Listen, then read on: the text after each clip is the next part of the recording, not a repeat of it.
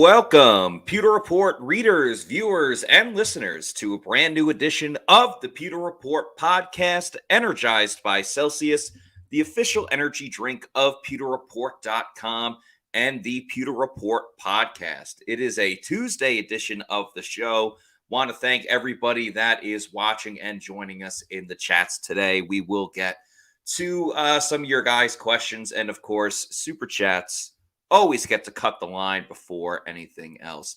Got a fun topic to talk about today because we're talking about the greatest offensive player in the history of Tampa Bay Buccaneers football. That, of course, is Mike Evans. We will be talking about the greatness that is Mike Evans.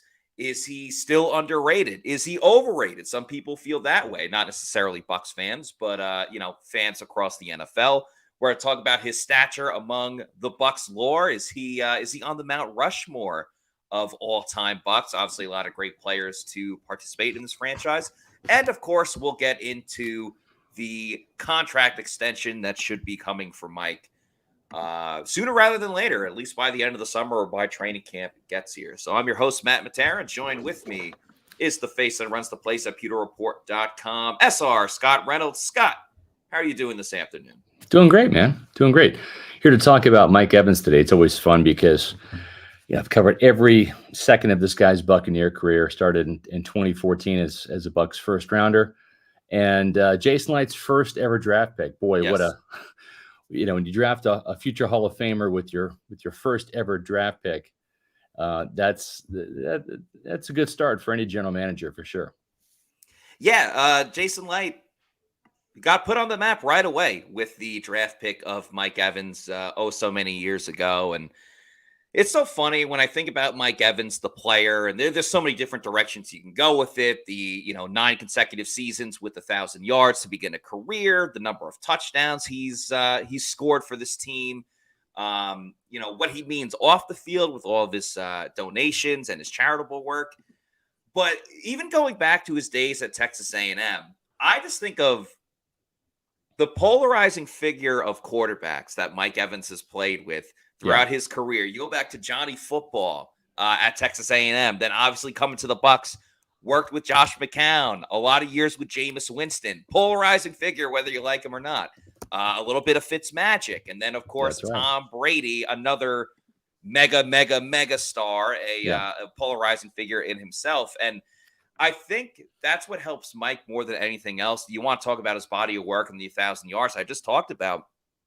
It wasn't like it was Peyton Manning and Reggie Wayne the whole time. That's right. Yes. Tom Brady and Mike Evans was only for 3 seasons, and last year many are calling a down year for Mike Evans. So I just look at all the different quarterbacks that he's played with, and it's like, man, this guy is truly one of the greats, just considering different styles, a lot of losing seasons, winning seasons as well. Mike Evans has always been the constant. He has always been the guy that's been there performing, whether the team is playing well or playing poorly. Yeah, there's no doubt. His first touchdown catch came in one of only 2 Buccaneer victories in 2014. That was at Pittsburgh. That was a big upset. Caught a touchdown pass from Mike Lennon in that game, and that was his first score. And then Vincent Jackson had a leaping one-handed catch from Lennon at the end of the game to pull the upset. So, he's come a long way from being, just a first-round wide receiver to really becoming the Bucs' best all-time weapon. He is, and I covered the greatness of Mike Alstott during his time here in Tampa. And Alstott certainly had the touchdown record, the Pro Bowls, the Super Bowl victory back in 2002. And I would say probably 2 years ago, I'd say in 2020 is really when you could say Mike Evans had eclipsed Mike Alstott as the greatest Buccaneer on the offensive side of the ball. Beat him in terms of the total touchdowns, has rewritten the record book for wide receivers. As good as Alstott was, he was part fullback, part running back, part pass catcher out of the backfield. James Wilder still to this day is the Bucs' all-time leading rusher, and Alstott didn't even have a 1,000-yard season. When you talk about 1,000-yard receiving seasons in not just Tampa Bay but the NFL, it's Mike Evans. I mean, you're talking about the only wide receiver to start his career with 9 straight 1,000-yard seasons. I think the only thing that stops him this year from hitting 10 in a row, Matt, is an injury. And really, Mike Evans has been incredibly durable. Now, he's been dinged up, he's been hurt, but he's battled through injuries to continue to play. He's an ultimate warrior for this team.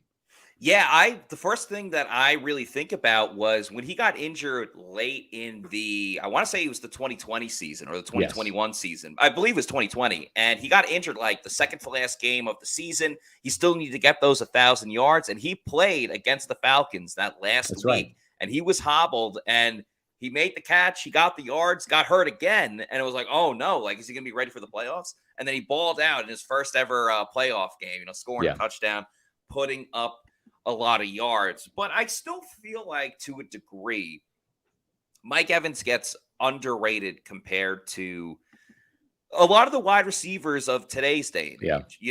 And maybe it was like the time when he came in, I think there were some bigger names out there, and not necessarily Mike's fault, because it's the same thing we talk about with Levante David. He never got a ton of recognition because the team was losing. And you talk about like Antonio Brown. He was on a lot of great Steelers teams and was putting up unreal numbers. I think Odell Beckham, he went to the Giants. He's in a big New York market. And I think that hurt Mike to a degree, because if you said now, you're right. And to stop you for that point, because you make an excellent point, that one-handed catch, right, where it's turned into the term Odell, right? Yes. It's like you've got Moss for Randy Moss mossing a guy going up and getting the ball.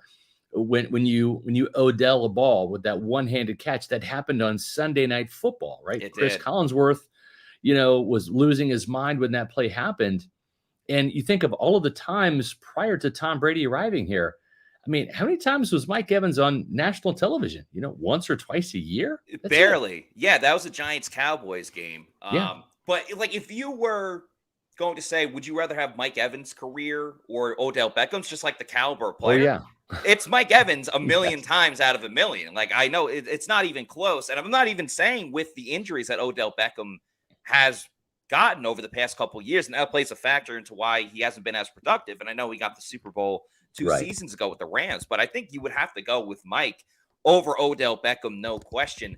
And you throw like DeAndre Hopkins into that, and then you look at like today's star wide receivers, and they haven't necessarily passed Mike by, but in terms of like publicity, like Jamar Chase, we're talking about him all the time. Sure. Justin Jefferson, we're talking about him all the time. And I feel bad for Mike a little bit in terms of, you just said it, the Odell, the catch. Right. Mike has had monster games for the Bucs. Even last year against the Panthers when they lost, Mike balled out in that game. Right. Or the other one that stands out to me is when he had 3 touchdowns against the Giants in Daniel Jones' first career start. And the Giants came back and won that game. Mike Evans, fantasy football-wise, can get a little boom or bust because he'll have a crazy game of like 10 receptions, 200 yards, and 3 touchdowns. And then the next week he'll have 2 catches for 2 yards, but for 2 touchdowns. And it's like, I'd like a little bit of more even keel type of play. But Mike can put up monster games, but I don't know if he has like a total signature moment or a signature season, kind of like other guys, for example. The Saints wide receiver, Michael Thomas, had one incredible year in 2019, and he's ridden that wave for so long, which is crazy to me because he had one stellar season, and besides that, has never been able to live up to that 1 year. And Mike does it. Well, he's got a stellar nickname, Slant Boy. I mean, Mike doesn't even have a nickname, right? I mean, but if I'm Mike, I don't want Slant Boy, that's for sure. But the thing about Mike Evans that I think has hurt him has been his humbleness. He really doesnyou care about the respect around the league. I think he's got enough surrogates in the media, and gosh, you even have Cam Jordan from the Saints kind of sticking up for him. Boy, I mean, Mike Evans, for all of the battles, and when I say battles, I mean fist fights with Marshawn, Lattimore. For him to stick up for an NFC South division rival like that, the way he did was just phenomenal. Yeah. So, for me, I look at Mike Evans as he hasn't helped himself, but I don't think he cares. He's never been a me guy. He doesn't do endorsement deals. He's not, he's not front and center bragging about himself, talking about himself in third person. He's not a diva wide receiver at all, right? And I mean, I've seen a diva wide receiver. Keyshawn Johnson was the epitome here in Tampa of a diva wide receiver. You had Deshaun Jackson kind of the same way. I think that when he grew up at the age of 20, as Luke Easterling pointed out, a friend of the program, 20 years old, he comes into the league as a first-round draft pick. Only spent 2 years at Texas A&M. Really made Johnny Manziel. Mm-hmm. He comes in. He's got Vincent Jackson as a role model. I mean, what an incredible guy to learn from, a pro's pro. And Evans came in as already a guy that was not about the self-proclamation. That was Johnny Manziel at Texas A&M. And I just think that he's let the numbers do the talking, and he's let his play do the talking. And I think at the end of the day, that's enough, because he's been the producer. He hasn't had the 8 Pro Bowls in 9 years. He's had 4. He's barely hit 1,000 yards in a couple of those seasons. Yeah. But at the same time, he's got a record that nobody else has, and he's going to be 30 in August. So yeah, and I've seen it in my tenure doing this. Even a guy like Keyshawn Johnson can play into their mid-30s, because when you're a big body receiver, even if you lose a step, you still have the ability to box out, the wingspan, the ability to go up and get the ball. And if Mike Evans eventually becomes an 800-yard possession receiver at age 34, 35, that's still better than a lot of players in the league getting numbers like that. Yeah, without question. Mike, his overall skill set, he's very able-bodied to be a guy that can play very, very long, kind of like how, and a little bit different, body frames and types, whatever. But Larry Fitzgerald was more than capable of adjusting his own type of game when he got older. It was like, all right, let me just get open. Like, Mike has never really been the yards after the catch guy. We'll see about this season, because that's all what Dave Canales' offense is about. But Mike is the guy that's just going to win his battle, get open, and he'll get out of bounds right after the play if he needs to. And you want to talk about longevity. Mike currently is 45th all-time in the NFL with 10,425 receiving yards. So the only current active players ahead of him right now, A.J. Green, I believe, just announced his retirement. But A.J. Green, Deshaun Jackson, who could be done as well. DeAndre Hopkins, we all know he's in the news at the moment. And Julio Jones, who may never play again as well. Julio's 16th all-time at 13,000. Jerry Rice, obviously. Where's Mike right now? Mike is 45th all-time. 45th, okay. If you give him 3 more 1,000-yard seasons, right? You add 3,000 to what he's got now. Then where does he rank? He would be right with like Julio. Julio's at 13,629. So he would be hovering at the top 15 is Henry Ellard, who played from 1983 for the Rams. He's got 13,777. So yeah, if he has 3 more seasons of 1,000 yards per season, which I think is very, very reasonable, he'll get to that 13,000 mark, and then he'll eventually get to that 14,000. I mean, if he cracks the top 10, he's with names like Reggie Wayne, Marvin Harrison, Steve Smith, Tim Brown, Tony Gonzalez, Isaac Bruce is at 15,000.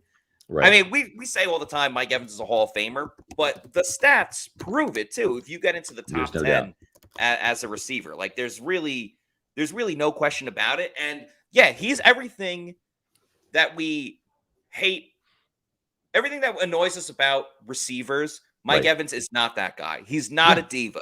He's never held out for a bigger contract. He's got another player that plays the same position at him that is just as good, if not better. Some people would make that argument. Right. And they're like best of buddies, hang out all the time, great on and off the field, different quarterbacks, different situations, new coaches, doesn't matter. They just go in and produce time after time after time. His humbleness, honestly, is astounding. Yeah, there's no doubt. And I think the one thing that helps his cause, here, this is kind of amazing, right? Because you mentioned Michael Thomas, and there's some wide receivers that put up some really prolific numbers, right? In terms of of 1,500-yard seasons. Mike's only had one of those. That came in 2018, 1,524 yards. Mike has never had 100 yards. I'm sorry, 100 yards. He's had plenty. Never had a 100 catch season. The most he had was 96 in 2016, which was his first year as a Pro Bowler. Last year had 77. The year before that, 74. The year before that, 70. But the things that stand out to me about Evans, aside from hitting 1,000 yards every single season, is the touchdown production. 81 touchdowns in the regular season. And he's had 4 double-digit touchdown seasons, including his first year, which set a single-season franchise record with 12. He tied that in 2016, which again was his first Pro Bowl season. Then he topped that in the Bucs Super Bowl season, which was 2020, where he had 13, and then he bested that the next year in 2021 with 14. So he's rewritten the team's record book from, receiving yards, total catches, a single season, yardage, and I believe, certainly the touchdowns as well. But the 81 touchdowns, that's going to stack up favorably with some of these other receivers that when his career is done, he's going to be over 100 touchdowns in his career. That seems to be a given.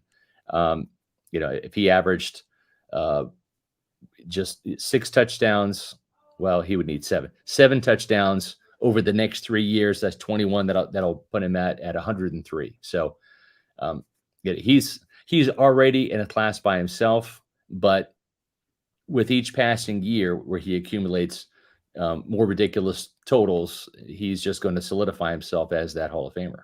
And if he ends up getting like 20 more touchdowns, gets to that 100 touchdown mark, that'll put him in the top 10 for touchdowns. Devontae Adams will probably, he's got a couple more than him, but either way, if you're in that top 10, top 11, you're one of the best at the position.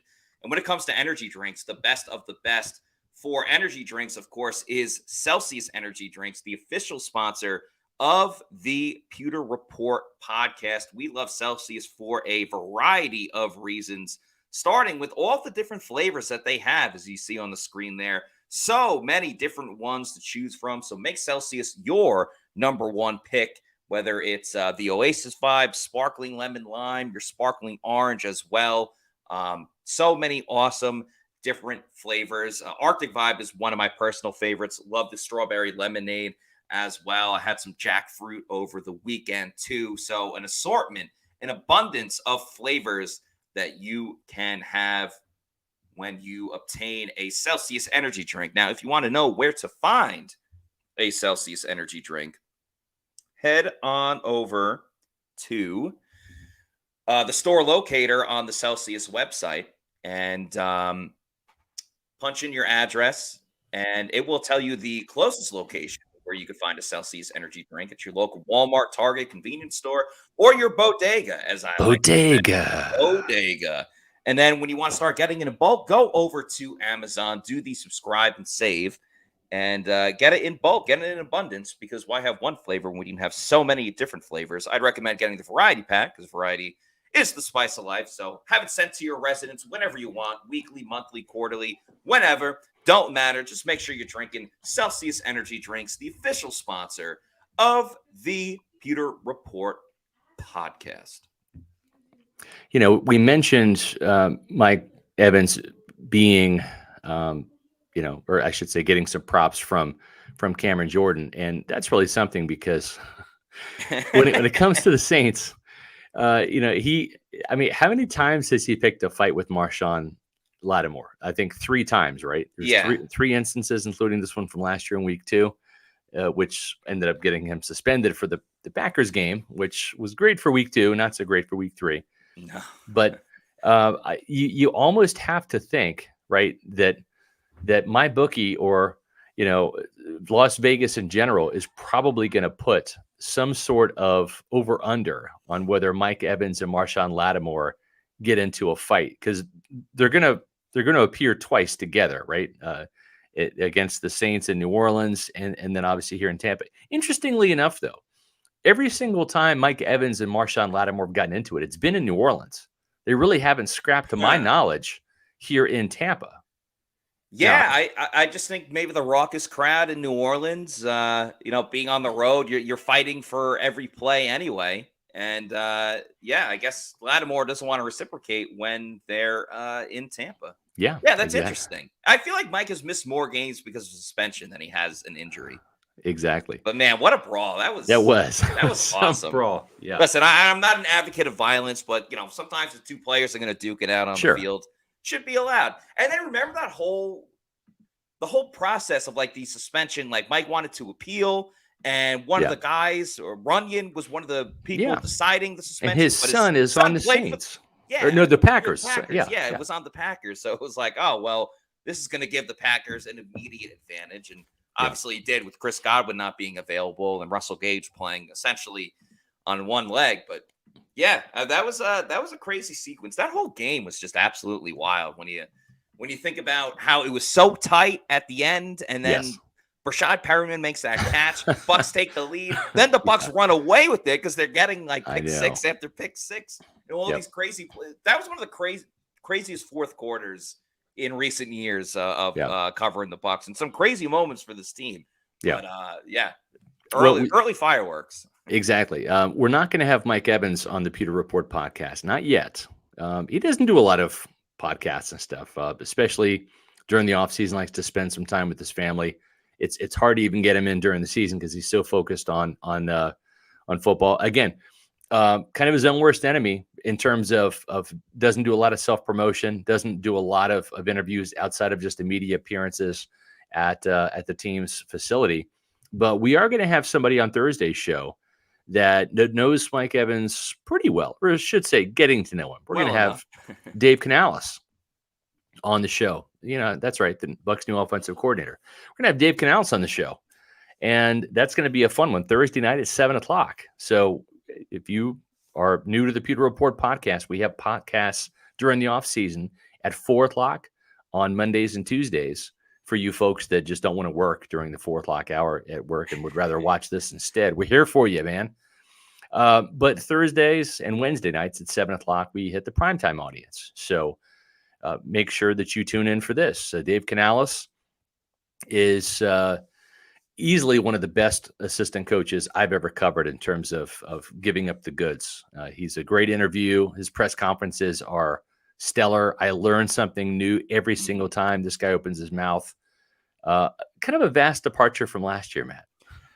Very, very big difference for sure. But it's been great every time we talk to Dave Canales. Super outgoing, very energetic. That's why we call him the human Celsius for a reason. Yes. We'll have to ask him if you drink Celsius. Yeah, very just thought-provoking as well. I think he puts a lot of time and effort just into his responses, whether it's a question he's been asked 100 times or it's the first time that he's heard a question. So very excited to have him on the show. Get his opinion on really the players that he's coaching now, the new offense, how that's all working. We've had some great guests over the past couple of weeks, whether it was Cody Malk or Rashad White or Luke Edeke. So excited to have another Bucs figure in the mix. Hold on coming here. Up on Thursday. Dave Canales, Cody Malk, Rashad White, and Luke Edeke. The lifter. Yeah. God, we've only had offensive people. What am I doing? I have to get on the ball here, man. Yeah. I'm a defensive guy, man. We got to do some defense over the next couple of weeks. That's right. Maybe Only fair. Maybe I'll see if I can get Todd Bowles on there. I think he's still calling the defense. Maybe we'll get some defensive players on here this summer too. So yeah, and if you guys have any questions, please feel free to put it in the chat, and we'll get to as many as we can for Dave he's giving us 30 minutes, which really could only be about 2 or 3 questions. So he's a little long-winded. But again, we learned so much from Dave Canales. Yes, it's not like a Tom Brady filibuster. Correct. Brady will filibuster and you won't get any shred of information. Yes. Dave Canales, it might be a 10-minute response, but it's a very meaningful 10-minute response. Oh, yeah. We'll get like 5 stories out of one response from Dave Canales. So he's gold. So we're excited to have him on the Pewter Report podcast. Hats off to JC Allen for setting that up. We'll have JC will be on Thursday night, and we'll have a good time talking with Dave Canales. So we're excited about that. Let's get back to Mike Evans. You mentioned Mount Rushmore, and let's take a look at what Mount Rushmore would look like right now. And just this is my opinion, but if you have any dissenting opinions, Pewter people, let me know. But I think right now it's all defensive. It kind of has to be, right? You've got Warren Sapp and Leroy Selman. Those are the top two sackers right there. Both of those guys were NFL Defensive Players of the Year. Sapp was a Super Bowl champion. That gives him a slight edge over Selman right there. But Selman has the most sacks and really was regarded in terms of putting the Buccaneers on the map, leading that defense to nearly the Super Bowl, all the way to the NFC Championship game in 1979, just 4 years after the Buccaneers became a team. And that's hard to do back then because there wasn't free agency. You had like 17 rounds of the draft, but there was no free agency. So you really had to draft and develop players. And Leroy Selman was the Bucs' first ever draft pick. We talked about Mike Evans being Jason Light's first draft pick. Boy, you talk about a franchise nailing it with the very first pick.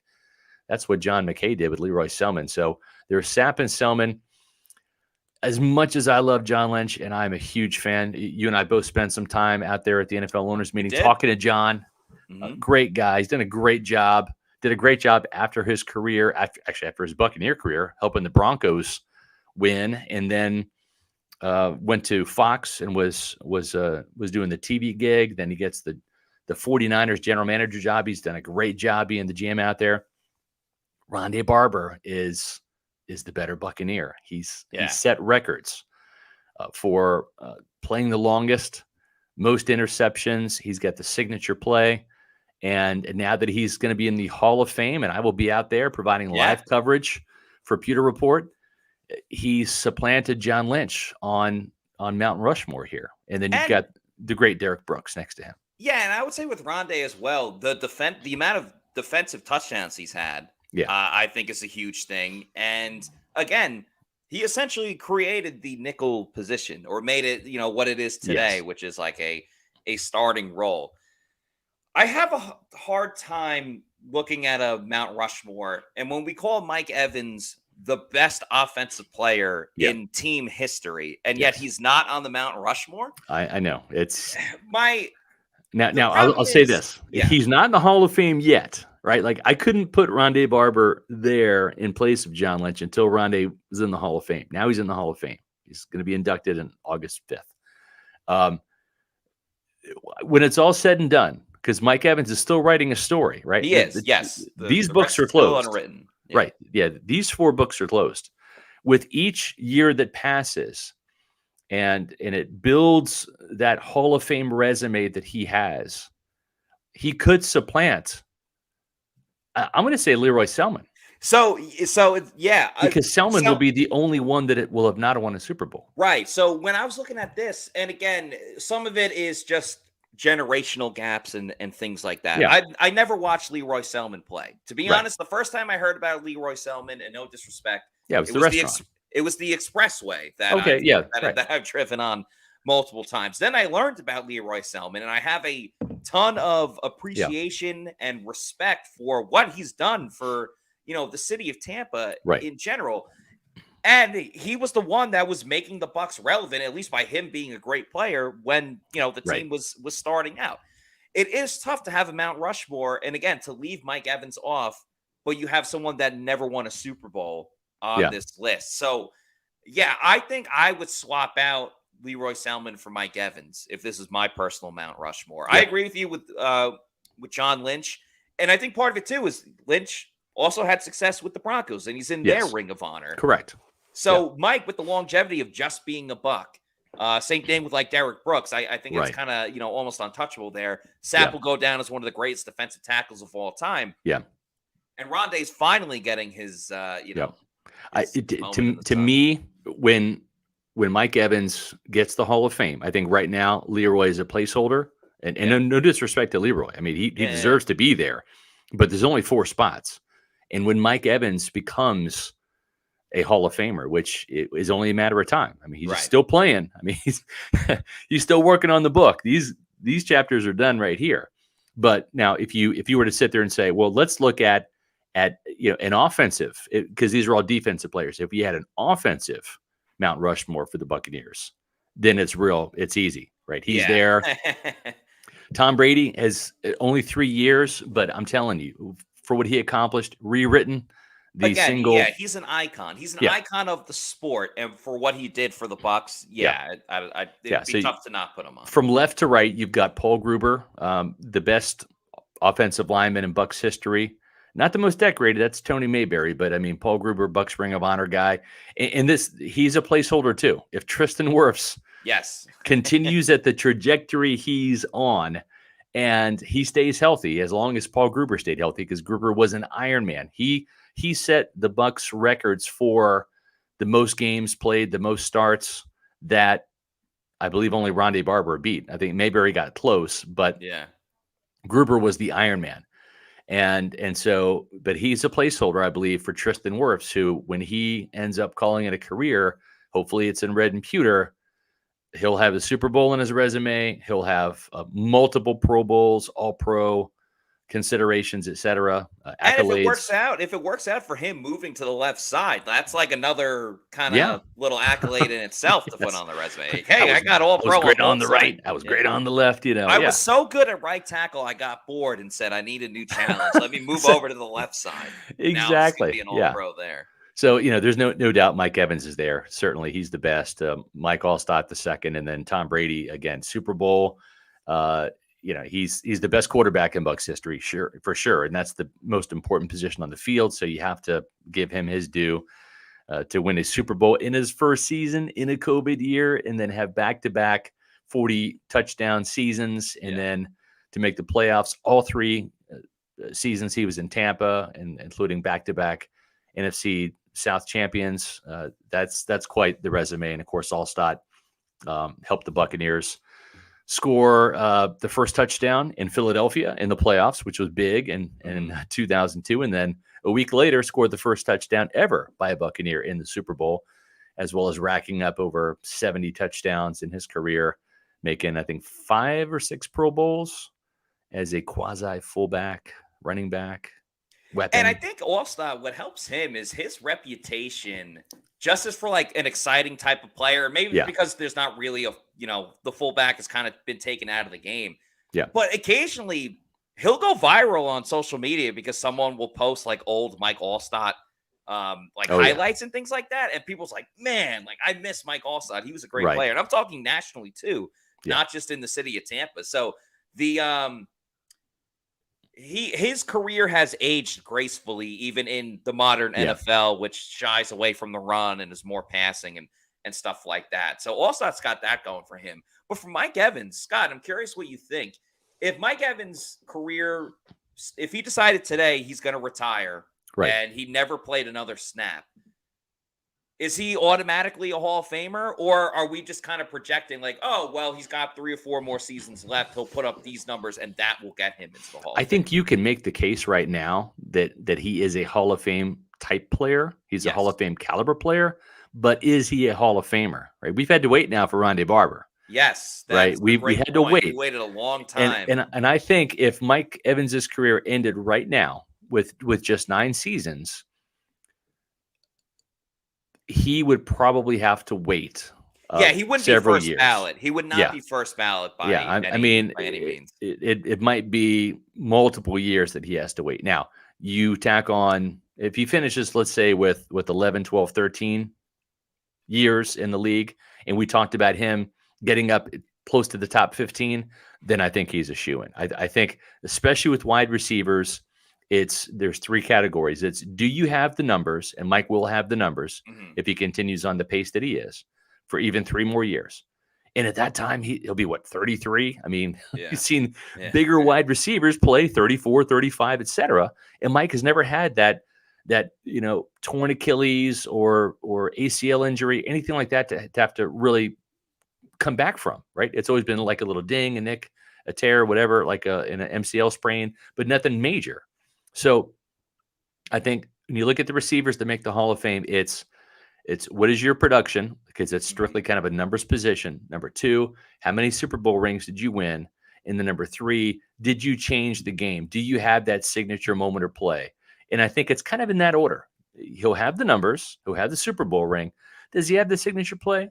No, but I don't think he needs it, because if you have number 1 and number 2, then I think he's golden. And who knows? A lot of people weren't thinking Super Bowl in terms of the Buccaneers in 2018, right? In the middle of Dirk Cutter's tenure. And then you fast forward 2 more years, and all of a sudden you're Super Bowl champions. So what I'm saying is nobody's thinking about the Buccaneers winning the Super Bowl in, say, 2025 or 26, right? Nobody has a crystal ball. But I mean, fortunes can change very quickly in the NFL. If Baker Mayfield or Kyle Trask, or if they draft a quarterback in the first round next year, if that person becomes, the next great quarterback, then this team has got some pieces, man. And if you give Mike Evans another Super Bowl ring, he's definitely on the all-time Bucs Mount Rushmore. Yeah. And he is just a surefire lock, because not a whole bunch of receivers that have 2 Super Bowl rings. Right. I believe that outside of Jerry Rice. Yeah.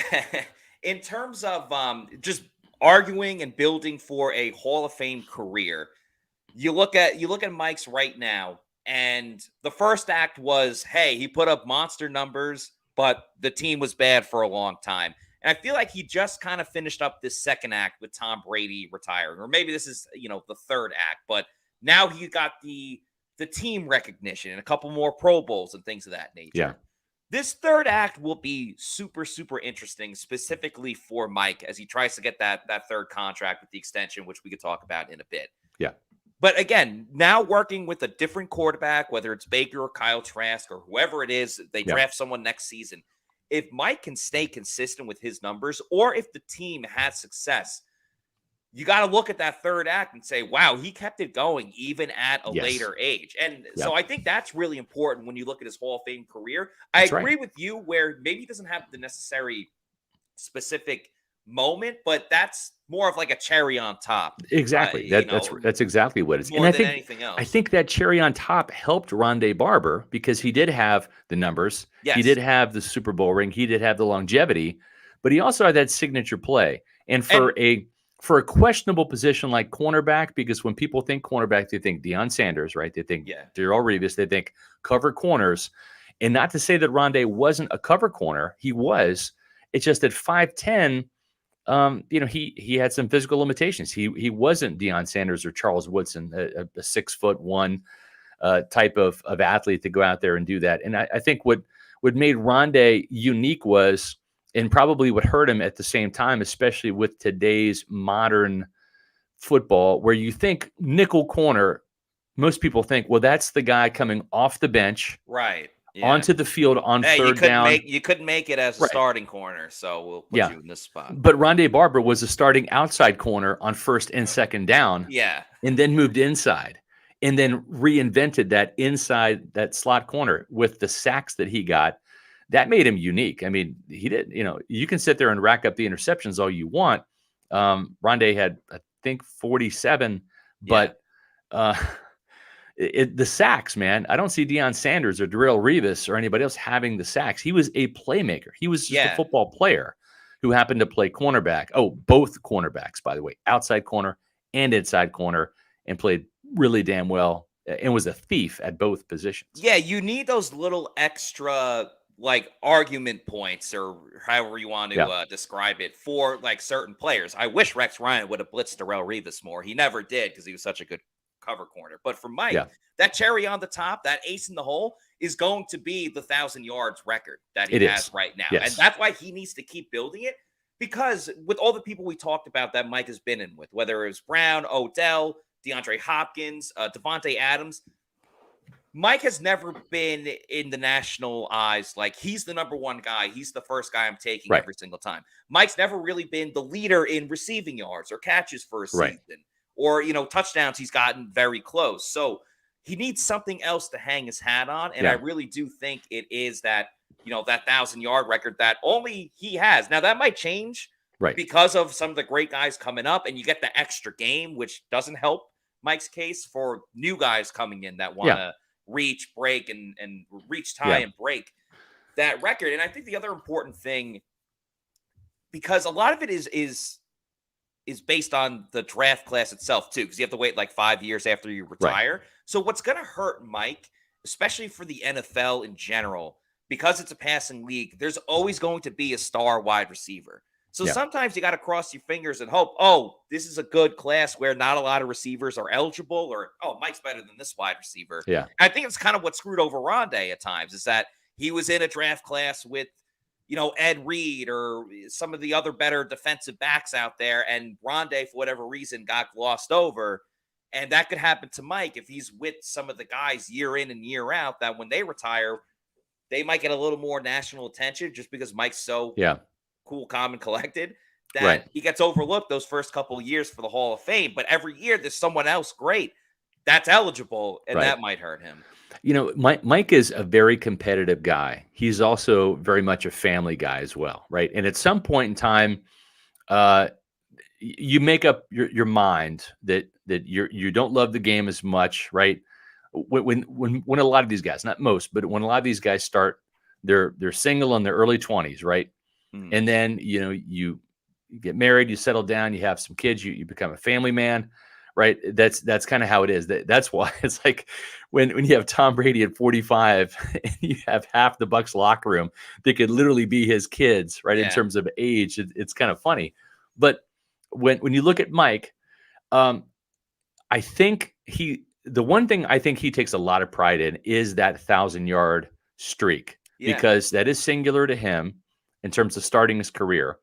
And he does have an appreciation for football in terms of the history of it. He does. And so he's a bit of a historian, and he knows his place in history. And I think that even, let's say he gets to 11, 12 seasons of 1,000 yards, much like Tom Brady was driven to kept playing to see, like, can I win a ring with that Bill Belichick, right? Can I win another one, right? You kind of get addicted to how great can you be, not just for the league's perspective, but within your own mind, where you start competing against yourself and you start competing against Father Time. It's a very personal battle. And I think that as long as Mike keeps getting 1,000-yard seasons, the curiosity is always going to be there. So if Mike 3 years from now at age going on 33, if he still has 1,000-yard seasons consecutively at 33, as long as he's under contract and still producing 1,000-yard seasons, I would like to think he's still going to be at Red and Pewter. Jason Light, the Glazers, they have a soft spot for this guy.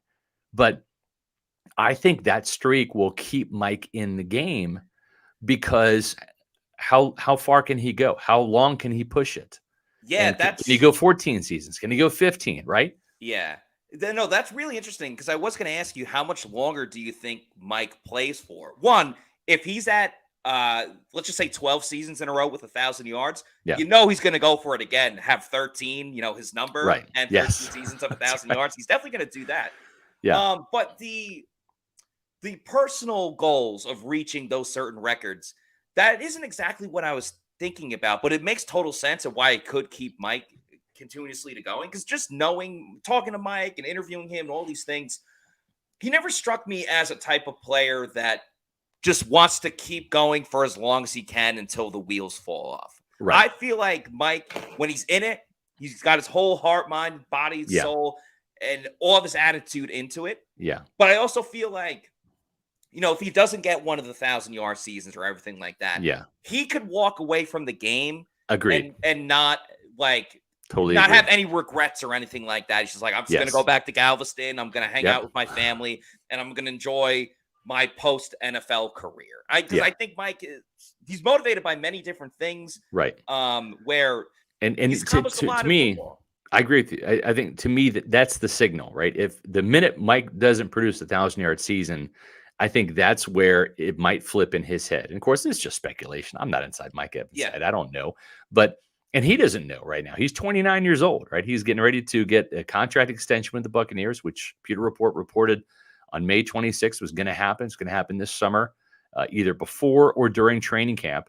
But the team wants to get that done. They need to get it done. Now, listen, Mike Greenberg was a bit of a genius with the cap. He extended the contracts of or I should say restructured. It wasn't like a pure extension, but he added some voidable years onto Tristan Wirfs and Antoine Winfield, knowing that they're going to get real extensions with real more guaranteed money and a lot bigger paychecks, etc., coming down the road, because Winfield is in a contract year. Wirfs is in a year 4. The Bucs have already picked up his 5th-year option. I would suspect, Matt, you probably agree, that before Mike Evans plays on that 5th-year option, they do to him what they did with Vita Vea, which is you already tag him with the 5th-year option just in case, but probably get a contract extension done prior to that. ASAP. But the next guy up is Mike Evans. They're going to need some cap room. They were able to sign their draft picks outside of Cody Mauch, he's up next, but they're going to need some more space to have some of those in-season emergency signings when injuries strike. They're going to have to sign their practice squad players, etc. So they're going to need some more room. So this Mike Evans deal will get done. We've kind of talked and speculated that it's probably going to be in the neighborhood of what Chris Godwin got, which is $20 million. Might be 3 years. That's what Godwin got, but might be 4 or 5, depending on some of those voidable years. But I think it's going to be around $20 million. And it might be like $20 million and $1. Yeah. Mike didn't care about the money. Matt, you know this. He's given away millions. He's given away more money that we even know about, because a lot of the stuff he does is not for the cameras or the fanfare or the notoriety. He's very charitable with his money. He's never been a guy to hold out or demand a trade. He doesn't necessarily want to or have to be the highest paid wide receiver. As a matter of fact, he even went to the team when they were trying to sign Chris Godwin and saying, hey, if you need some of my money to re-sign Chris, make it happen. They didn't, because Mike Greenberg is a cap Jedi, but that's the kind of a player he is. So I think that this team will give him that due that Godwin has, and maybe a few more dollars just to kind of maintain that 1A, 1B pecking order. Mike Evans, of course, being 1A. Yeah, I mean, Mike doesn't care about money, but he does care about the fans. And we know Bucs fans care about Mike Evans. If you care to bet on Mike to get over 1,000 yards this season, Mike can't bet on it because the NFL put out all these new rules, but you can bet on Mike Evans over at MyBookie.ag.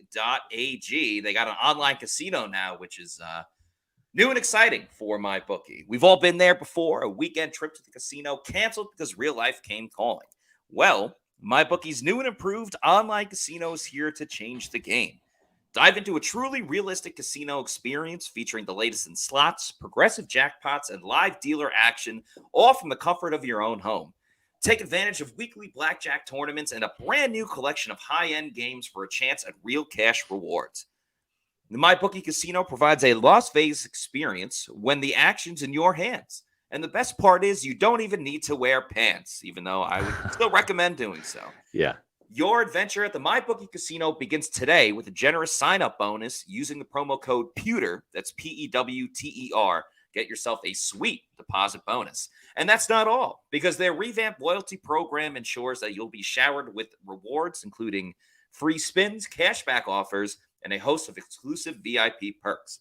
The more you play, the more you win. So play anytime, anywhere with the MyBookie Casino. Use that promo code PEWTER. You'd also get $1,000 up to your first deposit bonus.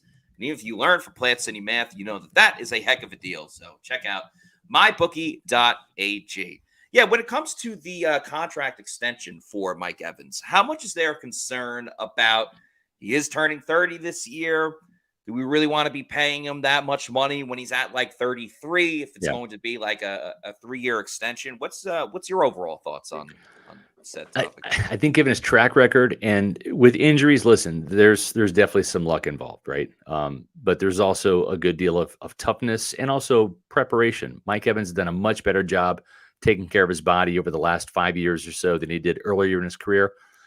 When he was a rookie, he was drafted. I think he got up to around 230 pounds. He was kind of like just a really big receiver. He's really leaned out now over the last couple of seasons. He's closer to 220. And I think that's helped him He's not like a big hulking Terrell Owens type receiver. He's not DK Metcalf. But if you are Marshawn Lattimore, he will knock your lights out. Yes, he will. He does train, He does. UFC and boxing. So. Yes, yeah, very much so. So he is. I think that bodes well. Remember, this is a franchise that gave Chris Godwin $20 million coming off of a torn ACL. Yes. So they gave Godwin the benefit of the doubt. Why would you not give a guy like Evans, who has, I'm looking at his career right here. Let's see. In 2014, he played in 15 games, I'm just going to go down the list here. 15, 15, 16, 15, 16, 13 games in 2019. That's when they only had 16. So we missed 3 games there. Then 16 in 2020, 16 in 2021, missed 1 game, and then missed 2 games last year, one of which was a suspension. And then, of course, he was held out the Falcons game after he already had the 1,000 yards. So, I think you give the guy the benefit of the doubt that he's, again, only going to turn 30 in August. So why not sign him with for 3 more seasons? I think that's a safe bet. At least if I have no problem if this team signed him to 4 or 5 years just to spread out that cap money. I think he's good for it. He's a bigger receiver. Even if he becomes a possession receiver, turning in 700-800 yard seasons, even 600 yard seasons at age like 34, 35. Still better than most. I'm in agreement. I'd be willing to go as far as 4 years, but if anyone deserves it, it's Mike. And even if he starts slowing down that 3rd or 4th year, there's so many different ways to get around it. Like you'll have new receivers, and then Russell Gage comes off the books kind of soon. Right. We'll see what happens with Chris Godwin. We've seen the Bucs put a lot of trust in undrafted free agent wide receivers. So. If they end up drafting a wide receiver in a 1st or 2nd round over the next couple years, that's not the end of the world either. So there are many ways to, navigate through it if Mike's production tends to tail off, which Father Time, it's going to happen eventually. There's not much really anyone can do about it. So, well, you have to hope that with what he's done so far, that Mike has invested his money wisely, because then, you let your money make money for you with interest and all of that. And I'm not sure where Mike does his financial investments, but I do mine at Immuni Financial, and I'm encouraging you to do the same. At Immuni Financial, we help you live in the now. Congratulations. We're so happy for you. Thank you. And even though the now may feel very different, you still need to plan for the future. How's retirement treating you? Oh, just fantastic. I know I say it all the time, but you really got to come up to Colorado. Let's do it. All right. Yeah. We can help you develop that plan to keep you on track, so you can still prepare for tomorrow, today. Immuni Financial. Plan ahead, stay ahead. That's right. Immuni Financial, the official financial service consultant for Pewter Report. They've got over 40 years of experience here in the Tampa Bay area, but they help clients not just in Tampa Bay, not just in Florida, but across the country. So if you're listening or watching this podcast anywhere in the continental United States, give Immuni Financial a call, even if you already have a financial advisor. Why? Because sometimes you'll go to a second opinion for your health when it comes to doctors. Why not do the same thing for your finances? Get a second opinion. Call Immuni Financial for a free, no obligation consultation to have them take a look at your finances. Maybe you like what they have to say and you become an Immuni Financial customer. That's great, but there's no obligation to do so. Give Immuni Financial a call at 1-800-868-6864. That's 1-800-6864. Visit them on the web at immuni.com. And then after you talk to Immuni Financial, please make sure that you go and follow us on all of our social media on Twitter, Facebook, and Instagram. We are at Pewter Report. And of course, our YouTube channel, which you're on right now, is Pewter Report TV. We always have a ton of content that comes out each and every single day. So please like and subscribe to this video. Feel free to sound off in the comments. 11,000 subscribers. We are very close to 11K. So feel free to sound off in the comments how you feel about Mike Evans. Is he a Hall of Famer? Is he on the Bucs Mount Rushmore? A lot of great topics of conversation. And of course, Thursday show. So Wednesday and Thursday, we're going 7 p.m. prime time. And Thursday, we have a very special guest with Bucs offensive coordinator Dave Canales joining the show. Going to be a ton of fun talking to him about this new Tampa Bay Buccaneers offense. Yeah, this was a great show. Always fun talking about Mike Evans. He can fill a whole show by himself because of all of his accomplishments, and the guy is still writing his book, which is amazing. We're on going into chapter 10 right now, and I think we have plenty of chapters left for sure. I think he gets at least 13. I agree with you. Why not match the jersey number that 13? So. That'll be fun because we don't totally know what to expect just with the new offense, new quarterback, a lot of different variables this year. So, again, can only help his resume if he gets 1,000 again. Yeah. We'll put Canales on the spot and have him guarantee 1,000-yard season for Mike Evans. So lots of fun today. It'll be lots of fun tomorrow night at 7 o'clock, as well as Thursday night with Dave Canales, the Bucs offensive coordinator.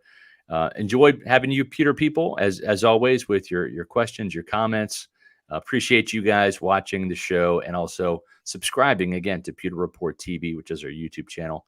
For Matt Matera, I'm Scott Reynolds saying we'll see you tomorrow night for another edition of the Pewter Report podcast.